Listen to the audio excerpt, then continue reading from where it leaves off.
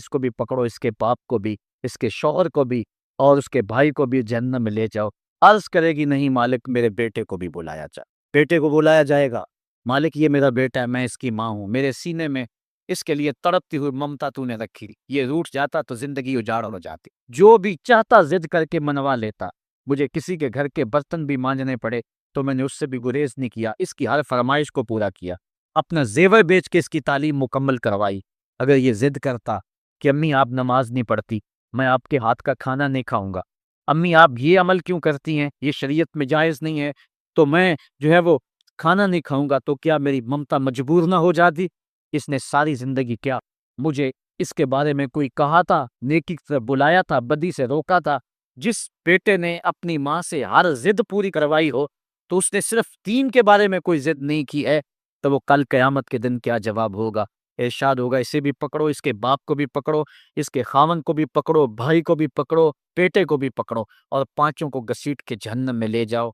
फरमाया, एक औरत 4 मर्दों को कयामत के दिन जहन्नम में ले जाए। इसलिए मैं और आप आज देख लें कि हमारा आखिरत का मामला क्या होने वाला है और हमने इस दुनिया के अंदर किस तरह अपनी हिफाजत करनी है। चौथी चीज जो हुजूर ने इरशाद फरमाई, वह यकसुरा शुरबल खम्र, और शराब पीना आम हो जाएगा। ये कुर्ब क़यामत की अलामत है। आज हमारी एलीट क्लास में और हमारे आयाने हुकूमत, आयाने सल्तनत और सियासतदानों और जो है वो वाली नस्ब खानदान जो शुमार किए जाते हैं, उनमें शराब पानी की तरह समझी जाती है। और आज हमारे मुल्क के अंदर जो है वो कितने शराब खाने मौजूद हैं और कितने टनों के हिसाब से जो है वो बैरून मुल्क से शराब दरामद की जाती है। ये कुर्ब क़यामत की निशानी है कि शराब आम हो जाएगी। एक रिवायत में आता है, शारिबुल खम्र का आबिदिल वस्ल, शराब पीने वाला पुत पूजने वाले की तरह है। कितना सख्त फरमाया गया। और कल क़यामत के दिन सख्त रुसवा होगा जो दुनिया के ऊपर शराब पीता रहा होगा। अल्लाह ताला हम सबको महफूज फरमाए। वयकिल्ला रिजाल व यकसुरुन निसा, और एक निशानी हुजूर ने ये इरशाद फरमाई कि मर्द थोड़े हो जाएंगे और औरतें ज़्यादा हो जाएंगी। एक तो औरतों की अफजाइश ज़्यादा होगी, और दूसरी बात, मुख्तलिफ हंगामों में, हादसात में और जंगों में मर्द कत्ल कर दिए जाएंगे और औरतें ज़्यादा हो जाएंगी। यहाँ तक कि हुजूर ने फरमाया, हत्ता यकूना लिखमसीना इमरातन अलकय्यमुल वाहिद, यहाँ तक कि 50 औरतों का एक मर्द मुंतजिम होगा। 50 औरतें होंगी और कमाने वाला सिर्फ एक मर्द होगा। ये कुर्ब क़यामत के हालात हैं जो हुजूर ने बयान किए। हालात इस तरफ पड़ रहे हैं और एक वक्त वो आने वाला है कि बिल्कुल जो हुजूर ने फरमाया वो चीज़ें सामने आएँ। हज़रत अबू सईद खुदरी रज़ी अल्लाह ताला अन्हु से एक रिवायत सुनिए। हुजूर ने इरशाद फरमाया, मुझे कसम है उस रब की जिसके कब्ज़े में मेरी जान है, उतनी देर तक क़यामत नहीं आएगी। ये वक्त भी आएगा कि जानवर इंसान से बातें करेंगे, इंसान उनकी बोली समझेगा और वो इससे बातें करेंगे। व हत्ता तुकल्लिम अर्रजुला अज़बतु सौतिही, और उसके कोड़े की जो रस्सी है, उसका जो फुंदना है, वो भी इंसान से बातें करे। व शिराको नालिही, और उसके जूते का तस्मा भी उससे बात करेगा। युखबिरा फाखिज़ुहु बिमा अहदसा अहलुहु बादहु, उसका घुटना उसको बता देगा उसके बाद में उसके घर वालों ने जो बातें की। ये हालात पैदा हो जाएंगे। आज मोबाइल और जदीद टेक्नोलॉजी आ रही है तो इस बात को समझना मुश्किल नहीं है। उस ज़माने के अंदर जबकि इन चीज़ों का तसव्वुर भी नहीं था, सहाबा ने फिर भी यकीन किया कि होगा, हुजूर ने कहा है, और आगे बयान किया। और आज तो हालात नज़र आ रहे हैं कि बिल्कुल जो हुजूर ने बताया वो सब कुछ जो है वो होने वाला है। हज़रत अबू हुरैरा रज़ी अल्लाह ताला अन्हु से एक रिवायत है। ये वो सहाबी हैं जिन्होंने सबसे ज़्यादा हुजूर अलैहिस्सलाम के फ़रामीन उम्मत तक पहुँचाए, कसरत के साथ हुजूर की सोबत का दूर पाया और अस्हाबे सुफ़्फ़ा में से थे। ज़िंदगी का एक एक लम्हा हुजूर की कुर्बत में गुजारा। हज़रत अबू हुरैरा रज़ी अल्लाह ताला अन्हु फरमाते हैं कि रसूल करीम सल्लल्लाहु अलैहि वसल्लम ने इरशाद फरमाया, इज़्ज़तुख़िज़ल फ़ैउ दिवलन, जब माले गनीमत को, जब सरकारी ख़जाने को अपनी ज़ाती दौलत समझा जाएगा, उसमें तसर्रुफ़ किया जाने लगेगा। सरकारी ख़जाने में लोग जिस तरह चाहेंगे तसर्रुफ़ करेंगे। एक ज़माना आएगा और वो देख लो बिल्कुल हमारे सामने। वल अमानतु मग़नमन, और अमानत को माले गनीमत समझा जाएगा। जिस तरह गनीमत बंदा इस्तेमाल करता है, वो अमानत को इस तरह गनीमत समझेगा और उसको जो है वो गस्म कर जाएगा। व ज़कातो मग़रमन, और ज़कात को टैक्स समझेगा, मजबूर होकर देगा। वो ज़कात देना चाहेगा ही था, और आज कितने लोग हैं जो ज़कात नहीं देते। अगर लोग सही तौर पे ज़कात अदा कर दें اور زکوٰۃ کے جو حقدار ہیں ان تک پہنچے تو پاکستان میں صرف 1-2 سالوں کے اندر غربت ختم ہو جائے۔ اتنی دولتیں ہیں لوگوں کے پاس، اتنی جائیدادیں ہیں لوگوں کے پاس۔ ایک تو سارے لوگ زکوٰۃ ادا نہیں کرتے، دوسرا یہ ہے حقداروں تک نہیں پہنچتی۔ پیشہ ور مانگنے والے اور اس موسم کے اندر جو ہے وہ اپنے آپ کو غریب ظاہر کر کے اور مختلف اپنی مجبوریاں ظاہر کر کے مال ہتھیانے والے بہت سارے ہیں، اور زکوٰۃ دینے والا کہتا ہے میں جلدی جلدی فارغ ہو جاؤں۔ جتنی محنت مال کو کمانے میں صرف کی ہے، اتنی ہی محنت حقداروں کو تلاش کرنے کے لیے بھی کرے تاکہ اس کی زکوٰۃ اصل مصارف تک پہنچے۔ تو قرب قیامت میں یہ ہوگا کہ زکوٰۃ کو ٹیکس جانا جائے گا، وَتُعَلِّمَ لِغَيْرِ الدِّينِ، اور علم دین کے لیے حاصل نہیں کیا جائے، دین کے علاوہ کے لیے حاصل کیا جائے۔ اس کے 2-3 مفاہیم ہیں۔ ایک تو مفہوم ہے کہ علم دین حاصل کرنا لوگ چھوڑ دیں گے، وہ انجینئر ڈاکٹر کیا کچھ بننے کے لیے جو ہے وہ علم حاصل کریں۔ نام خدمت انسانی ہی ہے کہ میں یہ سب کچھ کر کے اپنے وطن کی خدمت کروں گا، انسانیت کی خدمت کروں گا، لیکن بعد میں جب مسئلوں پہ بیٹھتے ہیں اور جو حال کرتے ہیں وہ کسی سے مخفی نہیں ہے۔ مسیحا پھر کس روپ کے اندر آتا ہے اور کس طرح قوم کو دونوں ہاتھوں سے لوٹتا ہے، یہ قرب قیامت کی نشانیاں ہیں۔ ہر بندہ جو ہے وہ علم تعلیم حاصل اچھا انسان بننے کے لیے نہیں، پاک کردار شخص بننے کے لیے نہیں، اچھا مومن بننے کے لیے نہیں، صالح فرد بننے کے لیے نہیں، بلکہ کمائی کرنے کے لیے، زیادہ زیادہ پیسے کمانے کے لیے وہ علم حاصل کرے گا۔ اور دوسری یہ بات کہ جو دین کا علم بھی حاصل کریں گے وہ بھی غرض و غائط جو ہے وہ اپنی چھوڑ دیں گے، جس مقصد کے لیے جو ہے وہ علم حاصل کیا جاتا ہے۔ اور یہ قرب قیامت کی نشانی جو حضور نے بیان کی، یہ بھی ہم اپنے زمانے میں دیکھ رہے ہیں۔ وَأَطَاعَ الرَّجُلُ امْرَأَتَهُ، اور آدمی اپنی بیوی کی اطاعت کرے گا، جو بیوی کہے گی وہ مانے گا۔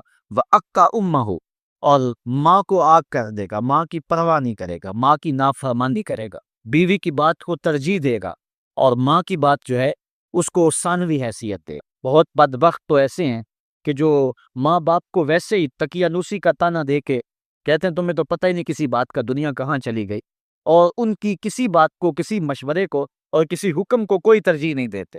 لیکن جب بیوی اور ماں دونوں کا حکم مقابلے میں آ جائے تو اس وقت وہ بیوی کے حکم کو ترجیح دیں گے۔ یہ قرب قیامت کی علامت ہے جو کہ ہم واضح طور پہ اپنے معاشرے میں دیکھ رہے ہیں۔ وَأَدْنَىٰ صَدِيقَهُ وَأَقْصَىٰ أَبَاهُ، دوست قریب ہوں گے، باپ دور ہوگا۔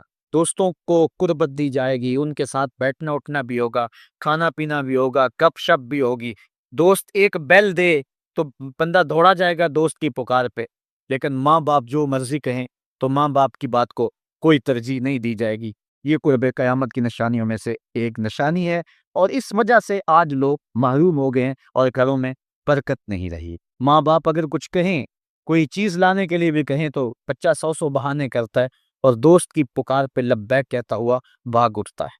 وَظَهَرَتِ الْأَصْوَاتُ فِي الْمَسَاجِدِ، مسجدوں میں لڑائیاں ہوں گی، مسجدوں میں جو ہے وہ آوازیں بلند ہوں گی لڑائیوں کی، ایک دوسرے سے الجھاؤ پیدا ہو جائے گی۔ آج ہماری مسجدوں میں پنکھا بند کرنے سے لڑائیاں شروع ہو جاتی۔ یہ بالکل آپ کے قریب ایک شہر میں ہوا ہے، ایک آدمی قتل ہو گئے صرف اس معاملے میں کہ وہ ایک کہہ رہا تھا کہ لائٹ بند کر دو، اور دوسرے نے کہا کہ میں نماز پڑھ رہا ہوں تو تم نے مجھے دیکھا نہیں، اور اس بات پہ لڑائی شروع ہوئی، حتیٰ کہ فائرنگ تک نوبت پہنچی، اور ایک آدمی جو ہے وہ قتل ہو گیا۔ آپ نے اخبارات میں پڑھا ہوگا۔ تو اس طرح مسجدوں کے اندر جو ہے وہ لڑائیاں شروع ہو جائیں گی، یہ قرب قیامت کی نشانی ہے۔ وَصَادَ الْقَبِيلَةِ فَاسِقُهُمْ، قبیلے کا سردار سب سے فاسق اور بدتر شخص ہوگا، خاندان کا، قبیلے کا، برادری کا وہی سربراہ ہوگا، وہی قائد ہوگا، وہی لیڈر ہوگا، وہی پنچ ہوگا جو جتنا بڑا خنڈا اور جتنا بڑا بدماش ہے اس کو ہی جو ہے وہ سرپرستی جائے گی۔ شرافت نام کی چیز ہی باقی نہیں رہے گی۔ شرافت کے بل بوتے پہ آگے نہ کوئی سیاست میں آ سکے گا، نہ کوئی خاندان میں آگے آ سکے،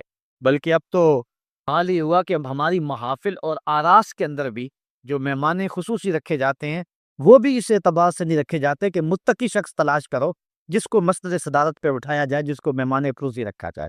اس میں بھی یہ دیکھا جاتا ہے کہ کس کا اثر معاشرے کے اندر زیادہ ہے، چاہے وہ اثر و رسوخ اس نے منشیات فروخت کر کے ہی حاصل کیا ہو، کس کی دولت زیادہ ہے، چاہے اس نے وہ دولت لوگوں کا خون نچوڑ کے حاصل کی ہو، وہی مہمان خصوصی ہوتا ہے محفل نعت میں، چونکہ وہ پیسے زیادہ پھینک سکتا ہے۔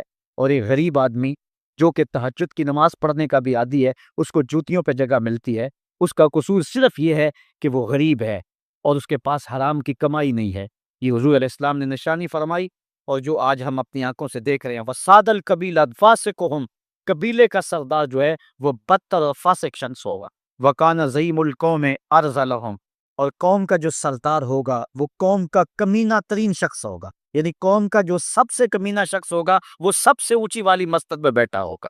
اور آپ دیکھ لیں، صرف پاکستان میں نہیں، پوری دنیا پہ دیکھ لیں کہ ایسا نہیں دیکھ رہے ہم کہ جو بدبخت ہے، جو کمینہ ترین شخص ہے، فلت نے بخشی ہے انہیں خواجگی، جو جانتے نہیں روش بندہ پروری کیا، جن کو اپنے نفع نقصان کا بھی نہیں پتا، اپنے آپ کا بھی شعور نہیں ہے، ہم کون ہیں، کس لیے آئے ہیں، جو مقصد حیات سے بھی آگاہ نہیں ہے، تو وہ قوم کے سردار ہو، سیاسی تنظیمیں ہوں یا دیگر تنظیمات ہوں، الا ماشاء اللہ اکثر حال یہی ہے جو اللہ کے محبوب علیہ السلام نے بیان فرمایا، جہاں کہیں بھی شرافت، نجابت اور اچھے لوگوں کو برتری ہے، آہستہ آہستہ وہ کم ہوتی چلی جائے گی، اور یہی ہوگا سارے کا سارا نظام جب قیامت آئے گی، تو یہی ہوگا کہ جتنا برا شخص ہوگا، جتنا کرپٹ شخص ہوگا، جتنا ظالم شخص ہوگا، جتنا ڈاکو لٹیرا اور انتہائی کمینہ صرف شخص ہوگا، وہی جو ہے وہ قوموں کا سردار ہوگا۔ وَأُكْرِمَ الرَّجُلُ مَخَافَةَ شَرِّهِ، اور آدمی کی عزت اس کی شر سے بچنے کے لیے کی جائے گی۔ فلاں بندے سے اگر تعلقات قائم نہ رکھے تو ہمیں نقصان پہنچائے گا۔ آج 10 نمبر کا گنڈا بھی ہو تو لوگ اس سے تعلق ضرور استوار رکھتے ہیں، یہ فخر سمجھتے ہیں۔ آج کل افطار پارٹیاں ہو رہی ہیں اور اس میں ان کو بلایا جاتا ہے دعوت افطار پر جنہوں نے روزے ہی نہیں رکھے ہوئے۔ یہ افطار پارٹیاں نہیں ہیں، یہ ایک تماشا ہے جو لگایا جاتا ہے۔ اس لیے یہ ایک مزاج ہوگا قرب قیامت میں جس کا بیان حضور علیہ السلام نے کیا، جبکہ ہم ہر روز یہ اللہ سے وعدہ کرتے ہیں، وَنَخْلَعُ وَنَتْرُكُ مَن يَفْجُرُ، دعائے قنوت میں کہتے ہیں، اے اللہ جو تیرے حکموں کو توڑتا ہے ہمارا اس سے کوئی تعلق نہیں ہو۔ یہ روز عہد کرتے ہیں لیکن مسجد سے نکل کے اس عہد کو توڑ دیتے ہیں، بلکہ بہت سارے تو مسجد کے اندر ہی توڑ دیتے ہیں۔ وَظَهَرَتِ الْكَيْنَاتُ وَالْمَعَازِفُ، اور گانے والی اور بچانے والی عورتیں اور گیت گانے والی عورتیں، رنڈیاں، یہ جو ہیں وہ گانا شروع کر دیں گی اور یہ عام ہو جائے گا۔ اب تو حد ہو گئی کہ مذہب کے نام سے بھی یہ سب کچھ ہو رہا ہے۔ یہ شام کلندر کے نام سے جو پورے ملک کے اندر ایک جو ہے تقریب شروع ہوئی ہے، اس میں جو ہے ان عورتوں کو بلایا جاتا ہے اور لکھا ہوتا ہے باقاعدہ اشتہاروں کے اوپر کہ فلاں جو ہے وہ گانے والی آئے گی اور وہ جو ہے وہ اپنا کلام پیش کرے گی، اور یہ مذہب کے نام پہ ہو رہا ہے، اور حد یہ ہو گئی کہ یہ بڑھتا ہی چلا جا رہا۔ اس کو روکنے کی گو مربوط کوششیں بھی نہیں ہوئی، لیکن ایک ایسا عمل تھا کہ جس کو ہر صاحب شخص برا سمجھتا ہے، لیکن اس کے باوجود یہ پھیلتا چلا جا رہا ہے، اور جو کچھ معاشرے میں ہو رہا ہے وہ حضور علیہ السلام نے پہلے ہی نشاندہی کی۔ وَشُرِبَتِ الْخُمُورُ، اور شرابیں پی جائیں گی، رنڈیاں ناچیں گی، گانے گائیں گی اور شرابیں پی جائیں گی۔ وَلَعَنَ آخِرُ هَٰذِهِ الْأُمَّةِ أَوَّلَهَا، اس امت کے بعد میں آنے والے لوگ پہلے گزروں پر لعنت کریں گے، کہیں انہیں تو پتہ ہی نہیں ہے۔ پاکستان کے اندر باقاعدہ آرٹیکل چھپے اخبارات میں کہ محمد بن قاسم جو ہے وہ ڈاکو تھا، سلطان محمود غزنوی لٹیرا تھا، یہ مضامین شائع ہوئے۔ صحابہ کو گالیاں نہیں دی جا رہی، کتنے لوگ ہیں جو صحابہ کو برا بھلا کہتے ہیں، اور حضور علیہ السلام کے والدین طیبین جن کی وساطت سے یہ درے اور گوہر شاہوار ہمیں نصیب ہوا، ان والدین کو ممبروں پہ بیٹھ کے کیا جہنمی نہیں کہا جا رہا؟ تو یہ وہ زمانہ، کیا امام حسین کو باغی نہیں کہا جا رہا؟ پہلے لوگ اندر داخل ہو کے کرتے تھے اور کتابچے چھاپتے تھے، اب آہستہ آہستہ ممبروں پہ بھی آ گئے اور یہ بات کہی جانے لگی ہے۔ اس پر باقاعدہ اجتماعات منعقد ہوتے ہیں، اس پہ کہا جاتا ہے، ایک ٹی وی چینل کے اوپر یزید کو جو ہے وہ رحمت اللہ تعالی علیہ کہا گیا، کیا کچھ نہیں ہوا، یہ سب کچھ آپ کے سامنے ہے، یہ حضور نے بیان فرمایا، یہ ہونا تھا۔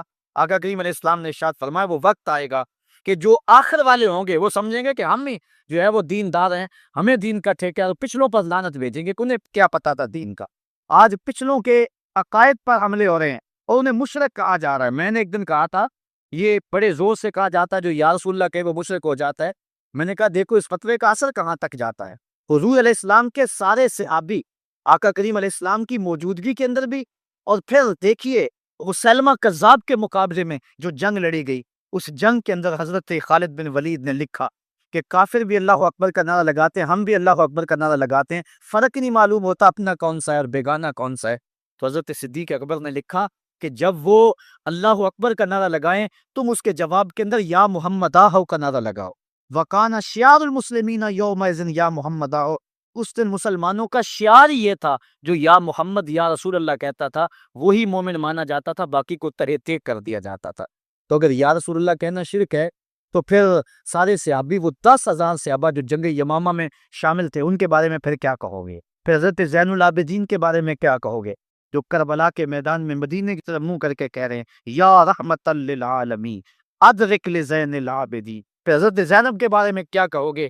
یا محمد آہو یا محمد آہو حاذا حسین مزمل بالتما ہو، جو کربلا میں کھڑا ہو کے کہہ رہی ہیں اے میرے نانا حضور، اے محمد عربی، آپ کے حسین کو دیکھو خون میں نہا گیا ہوا ہے۔ تو پھر کیا یہ فتویٰ تمہارا کہاں تک پہنچے گا؟ نہ صحابہ بچیں گے، نہ اہل بیت بچیں گے، اور نہ اولیاء امت بچیں گے، جنہوں نے کہا تھا یا رسول اللہ انظر حالنا یا حبیب اللہ اسمع قالنا۔ تو یہ قیامت کی نشانیاں ہے کہ اگلے جو ہیں وہ پچھلوں پر لعنتیں بھیجیں گے، ان کو برا بلا کہیں گے، صحابہ کو گالیاں، اہل بیت کو گالیاں، نواسب میں کیا کچھ نہیں کیا ہے۔ اور آج بھی جو دنیا کے اوپر ناسمی ہے وہ اہل بیت کے بارے میں کیا کیا زبان استعمال نہیں کرتے، حضور کے والدین کے بارے کیا کچھ نہیں کہا جاتا۔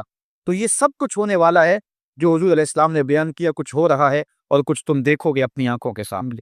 پھر ارشاد فرمایا فَارْتَقِبُوا عِنْدَ ذَلِكَ رِيحًا حَمْرَاءَ وَزَلْزَلَةً وَخَسْفًا وَمَسْخًا وَقَذْفًا وَآيَاتٍ تُتَابِعُ كَنِظَامٍ قُطِعَ سِلْكُهُ فَتُتَابِعُ۔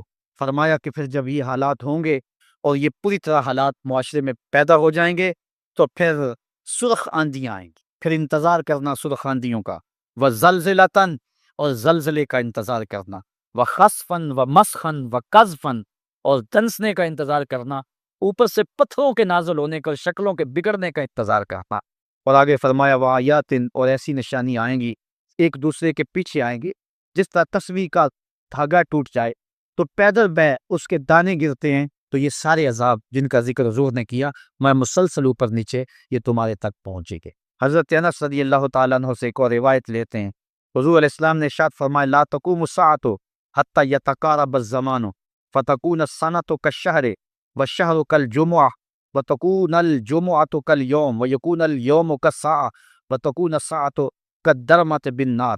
فرمایا جب قیامت آئے گی اتنی دیر تک قائم نہیں ہو سکتی جب تک زمانے مختصر نہیں ہو جائیں گے، زمانے سمٹ نہیں جائیں گے، حتیٰ کہ سال مہینے جتنا ہو جائے گا، اور مہینہ ایک جمعۃ المبارک جتنا ہو جائے گا، اور ایک جمعہ ایک دن جتنا ہو جائے گا، اور ایک دن ایک گھڑی جیسا ہو جائے گا، اور ایک گھڑی ایسے ہوگی جس طرح آگ کا شعلہ جلایا اور وہ بجھ گیا۔ اور آج آپ دیکھ نہیں رہے کہ دن کتنی جلدی گزرتا؟ کسی زمانے میں ہم گرمیوں کی چھٹیاں کاٹتے تھے تو گزرتی نہیں ہوتی تھی گرمیوں کی چھٹیاں، لیکن آج آپ دیکھیں یہ دوپہر نہیں گزرتی ہوتی تھی۔ رمضان المبارک گرمیوں کے روزے جب ہمارے بچپن میں آئے تھے تو دوپہر نہیں گزرتی ہوتی تھی، لیکن آج وہی گرمیاں ہیں، لیکن ادھر سے سورج طلوع ہوتا ہے ادھر سے غروب ہو جاتا، وقت سمٹ گئے، زمانے سمٹ گئے، اور یہ قرب قیامت کی نشانیاں۔ خرابی اتنی زیادہ ہوگی، حضور نے ارشاد فرمایا حضرت ابو ہریرہ سے ہے، آدمی گزرے گا اور ایک پرانی سی قبر دیکھے گا اور کہے گا وَيَقُولُ يَا لَيْتَنِي كُنْتُ مَكَانَ صَاحِبِ هَذَا الْقَبْرِ وَلَيْسَ بِهِ الدِّينُ إِلَّا الْبَلَاغُ۔ فرمایا انسان قبر کے قریب سے گزرے گا تو گزرتے ہوئے وہ ٹھنڈی آ بھر کے کہے گا کاش کہ اس قبر کا مکین میں ہوتا، اور فرمایا دین سوائے آزمائش کے اور کچھ نہیں رہ جائے گا۔ یہ قرب قیامت کی وہ نشانیاں ہیں جو حضور علیہ السلام نے بیان کی۔ ایک اور نشانی حضور علیہ السلام نے بیان فرمائی کہ قرب قیامت کے اندر دین کا کام بھی درہم و دینار سے ہوگا۔ اس کے دو مفاہیم ہیں، ایک مفہوم تو یہ ہے کہ دین کا کام کرنے والے بھی پیسے ٹگے کے بغیر جو ہے وہ ایک قدم نہیں چلیں گے۔ کیا آج 2-3 لاکھ روپے نعت پڑھنے کے نعت خواں وصول ہم سے نہیں کر رہے؟ اور آج جو ہے وہ کیا دین کوڑیوں کے ہی بس بیچا نہیں جا رہا؟ آج گھر نکلنے سے قبل طے نہیں کیا جاتا کتنے اب دو گے، کتنے واپسی پہ دو گے، اور کتنے اوپر نچھاور کرو گے؟ دین کیا کوڑیوں کے عوض اور پیسے کے عوض بیچا نہیں جا رہا؟ ایک اس کا مفہوم یہ ہے، اور دوسرا مفہوم اس کا یہ ہے قرب قیامت میں اگر کوئی دین کا کام کرنا بھی چاہے گا تو درہم و دینار کے بغیر نہیں ہو سکتا، یعنی اس کو ضرورت ہوگی کہ میرے پاس مال ہو، حالات ہوں اور میں دین کا کام کروں۔ اگر اس کے پاس حالات نہیں ہوں گے تو دین کا کام اس کے لیے کرنا مشکل ہو جائے گا۔ جس طرح کسی زمانے میں علماء برگد کی چھاؤں میں بیٹھ کے اور لوگ ان کے پاس بھی آ گئے، کوئی وسائل کی ضرورت نہیں تھی، وہ پڑھا سکتے تھے، لوگ بیٹھ کے۔ امام محمد بن حسن الشیبانی جب پڑھانے بیٹھے تو آپ کی مجلس میں جو لوگ آ کے سیکھتے تھے وہ تعداد ان کی تو بہت ساری تھی، لیکن جو باقاعدہ آپ کی باتوں کو لکھتے تھے وہ 4,000 لوگ تھے۔ 4,000 کلمے اور تواتیں حضرت امام محمد بن حسن شیبانی کی مجلس کے اندر پڑھی ہوا کرتے تھے، اور باقی جو لوگ تھے حضرت غوث اعظم سیدنا شیخ عبد القادر جیلانی علیہ رحمہ آپ جب تشریف لائے، ملا علی قاری نے نزہۃ الخاطر الفاتح فی مناقب شیخ عبد القادر میں لکھا ہے کہ آپ کی ایک ایک مجلس کے اندر 70,000 لوگوں کا اجتماع ہوا کرتا۔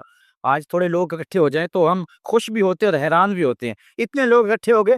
میاں ضرورت ہے لوگوں کی کہ وہ دین سیکھ، وہ جائیں ایسی مجالس کے اندر، لیکن لوگ سمٹ جائیں گے، نہیں جائیں گے۔ وسائل کی ضرورت ہوگی۔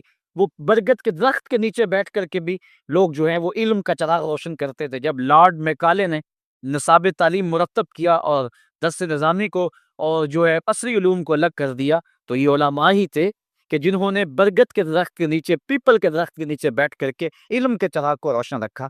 لیکن آج اگر تم ایسا کرنا چاہو گے تو کیا ممکن ہوگا کہ اس چراغ کو تم روشن رکھ لو؟ آج وسائل کی بہر صورت ضرورت ہے۔